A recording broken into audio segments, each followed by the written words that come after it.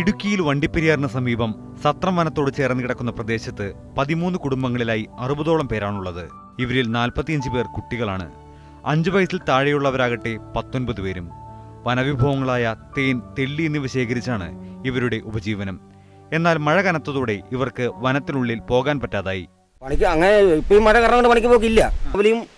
രാവിലെയും കഞ്ഞി തന്നെ വെക്കുന്നുള്ളൂ, ഉച്ചയ്ക്കും കഞ്ഞി തന്നെ വെക്കുന്നുള്ളൂ, വൈകുന്നേരത്തും വെക്കും. അങ്ങനെ 3 നേരം ഭക്ഷണം കഴിയുമ്പോൾ അരി തികയാതായിരുന്നത്. എങ്ങനെയും അന്നേരം ഞങ്ങൾ എന്നതിലും വല്ല ചക്കയുള്ള സ്ഥലമാണ്, ചക്കയൊക്കെ പോയി പറിച്ച് അങ്ങനെ കഴിയും, എങ്ങനെയും അരി കിട്ടുന്നവരെ. വിദ്യാഭ്യാസം ഉൾപ്പെടെയുള്ള അടിസ്ഥാന സൗകര്യങ്ങളൊന്നും തന്നെ സർക്കാർ ഇവർക്ക് ഒരുക്കി കൊടുത്തിട്ടില്ല. വനാവകാശ നിയമപ്രകാരം 2.5 ഏക്കർ ഭൂമി പതിച്ചു കൊടുത്തെങ്കിലും വീട് നിർമ്മിച്ചു നൽകിയില്ല.